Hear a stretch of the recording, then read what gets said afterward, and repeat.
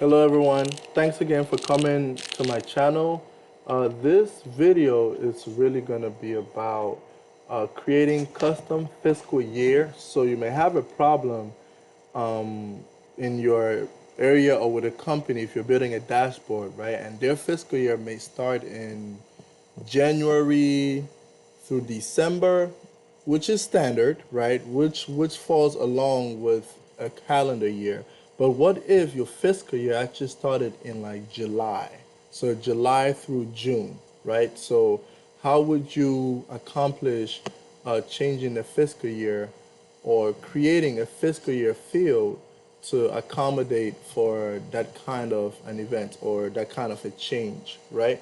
So I'm gonna just show you guys how I did it. Okay, it's really quick, real simple. All right. So first thing I did was I imported. I had initially created an Excel sheet. Let me see. It's in my downloads called sample table. So I'm gonna import that really quickly here, so that way we can play around with. The Excel sheet is just showing you like a list of dates from 2015 through 2018, right? So here, I'm gonna transform the data. When I was creating this table, I made a mistake and I left all these other columns, right? So I'm gonna just delete them quickly. So remove column. So there you go.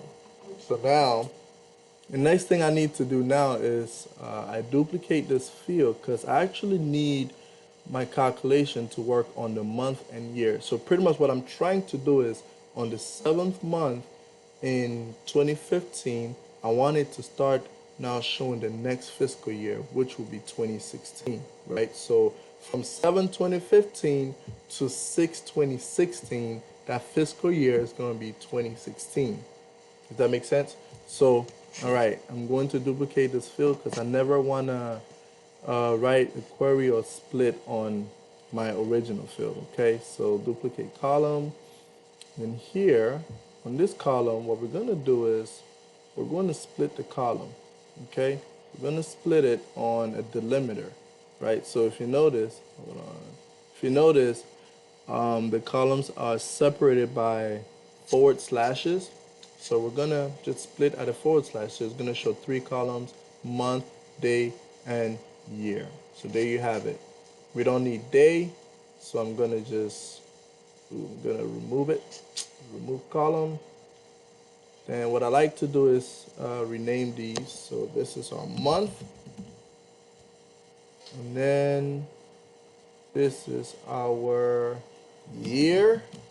All right. Now, another thing I like to do also is sort this in ascending order so you can kind of see the date in a range, right? So from 1/1 through, it goes all the way through like 12/2018, I believe. All right, so there you have it. Cool beans. So now, I like to apply this as I go, okay? Okay, it's applying. So the next thing I like to do, well, we need to do is create a parameter. So we're gonna manage our parameters. And right now I don't have any parameters, right? So I'm gonna create a parameter. Okay, this parameter is going to show us when our fiscal year will begin. Okay? So this parameter is gonna be called start of fiscal year. Okay, I'm going to just put a quick description. Our fiscal year begins July. There you go, right?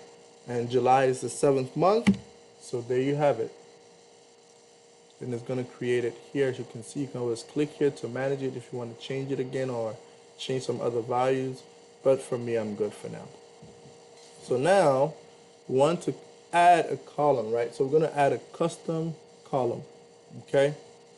And a custom column, we're going to call it our fiscal year. So now we're getting ready to create our fiscal year column, right? So fiscal year. Now here's the logic, okay? In this fiscal year, so if this month, if month, okay, is greater than or equal to that start of fiscal year parameter that we created. Okay, so if month is greater than or equal to that start of fiscal year, if you remember that start of fiscal year is July, right? So then we want year, insert year plus 1, okay? Else, you know what, and it's throwing an error sign here. So I think it's supposed to be a small case there. There you go. Okay. Else year. Does that make sense? So if month is greater than or equal to a start of fiscal year, which is July, then I want the year to I want our fiscal year to be the year plus 1. Else it'll be the regular fiscal year, right? So if it's greater than, which would be the 7th month all the way to the 12th month, that's greater. So year will be the next following year. So in this case, if you look on this side right here, from January through June, right, it would just be 2015 as a fiscal year. But if it's greater than a start of fiscal year, which is 7, right, then from July through December, it will be that year, which is 2015 plus 1, which will in turn be 2016. So there we have it. So now I'm going to click OK. And there you go. So if you notice, this is the first month here. It's 2015, which is fine, right? So now when we go down to our 6th month, right, it's still 2015, but from the 7th month, if you notice, it turns to 2016, right? And you can see go all the way down to the 12th month, which show 2016, although the actual year is still partially 2015.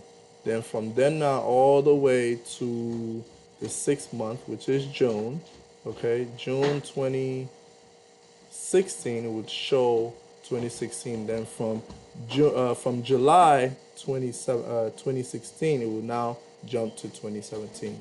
So that's it. We just resolved it, and that's how you can custom create your fiscal year field. So if this was helpful, please comment, let me know. If you have other issues like this and you want me to create a short video about, just, put in a message, send me a message, and I'll be sure to create a video for you. All right? Thank you very much, and looking forward to seeing you in the next video.